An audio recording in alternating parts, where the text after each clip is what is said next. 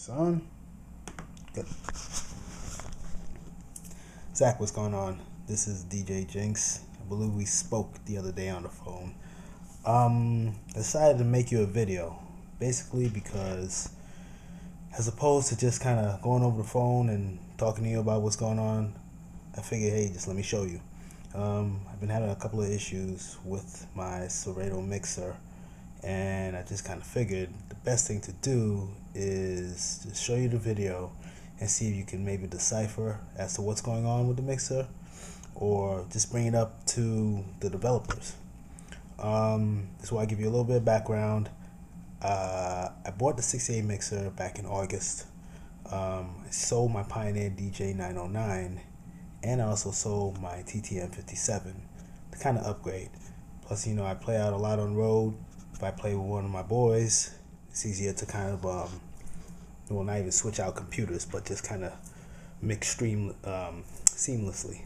Let me just show you what I'm kind of working with here to let you know, basically what I do as well on the side.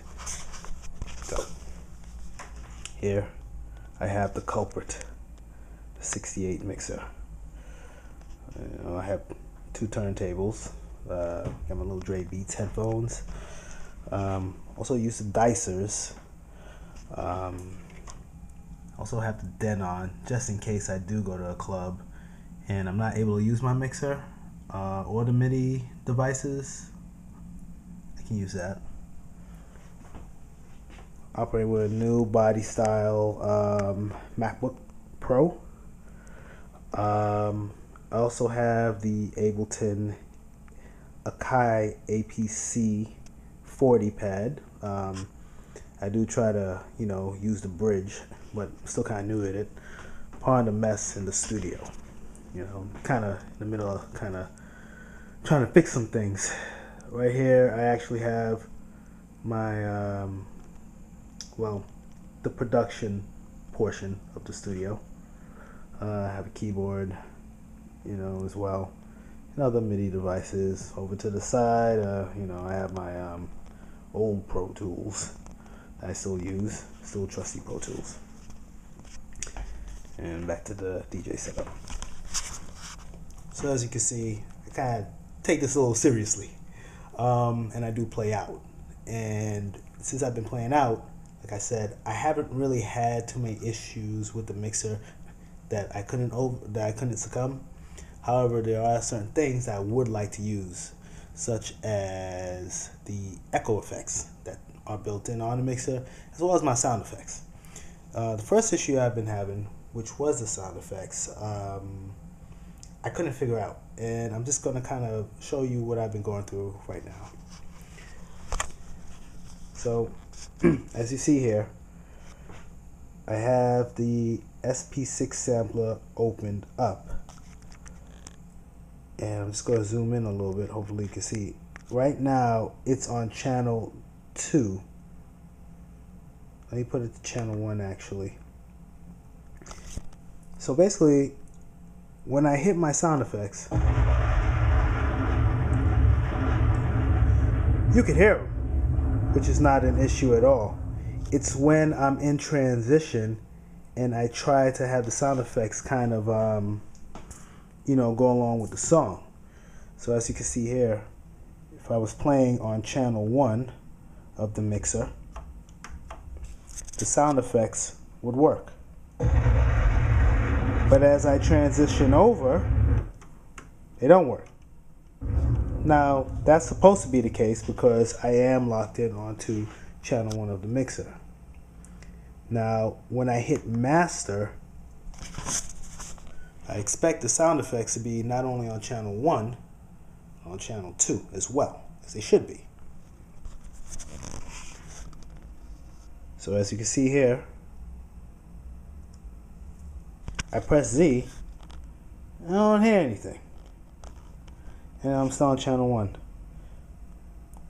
Now, if I press Z again, while on channel 1, and switch to channel 2, I don't hear anything. And I'm on master.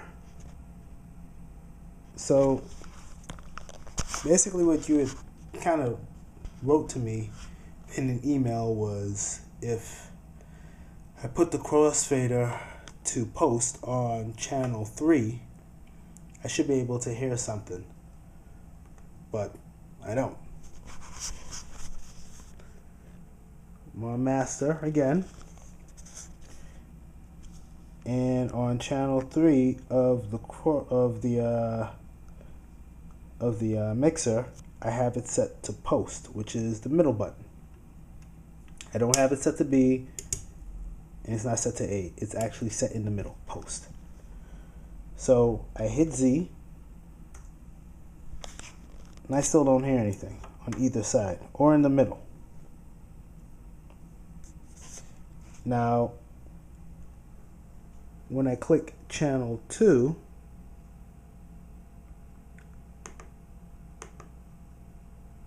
let me click off of master, click back on channel 2. Oops, sorry. Zoom in, click on channel 2. And I hit Z.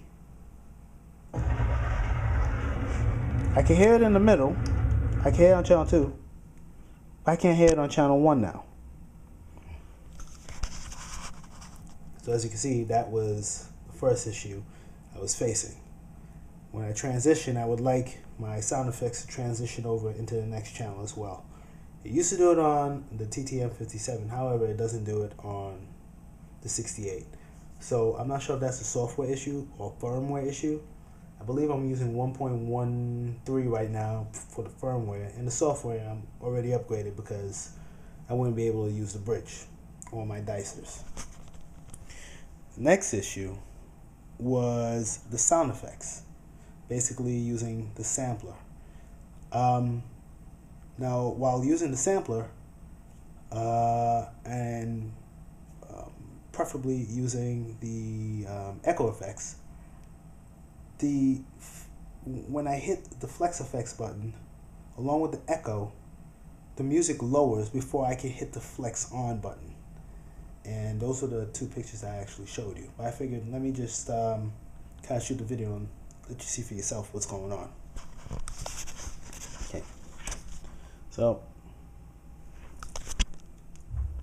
I'm actually gonna hit my dicer and start the record. As you can see, I got my music playing.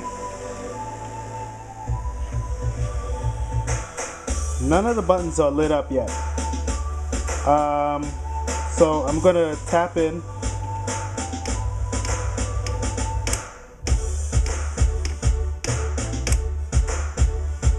So I tap my BPM for the echo. Now I have not put on my flex effects as yet. So what I'm gonna do is hit my flex effects button and music lowered before I even did anything. Click it again. I click echo. Mind you, nothing's been pressed for the flex effects as yet. I press the flex effects button again and the music lowered. This kind of just started to happen. It's been happening on and off because one night at the club when I used the mixer, it didn't happen at all. All of a sudden, it's just happening more prevalently now than ever. So,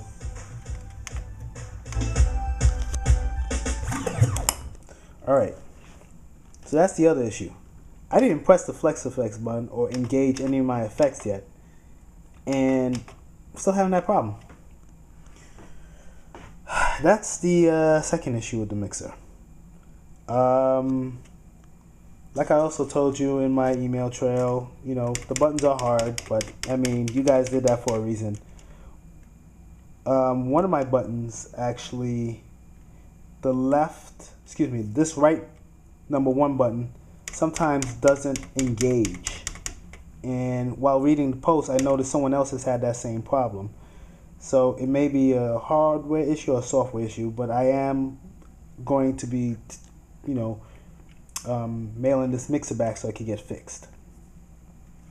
The third issue, maybe it'll be fixed in the software, but when I plug in the MIDI device the dicers into my right dicer and try to use it, it doesn't queue up this turntable. If I hit this button while the dicer MIDI device is plugged in, the USB is plugged into here, it would cue that turntable, and vice versa. I don't know if I have to show you that. By kind of explaining it to you, I don't want to go and kind of have to break that down and everything. But yeah, that's basically it. I mean, like I said, nothing's perfect coming out the box. Hopefully this helps kind of speed up the process. I don't know if I'm doing something wrong. If I am, let me know. If it is something that you guys will have to bring up, still let me know. I want to work with you guys. The TTM wasn't, like I said, fresh out the box, working with all its functionality, so I understand. But I hope this video helps. I'm going to post it. Hopefully you see it. Have any other questions? I think I should be around on Monday so we can talk. Thanks.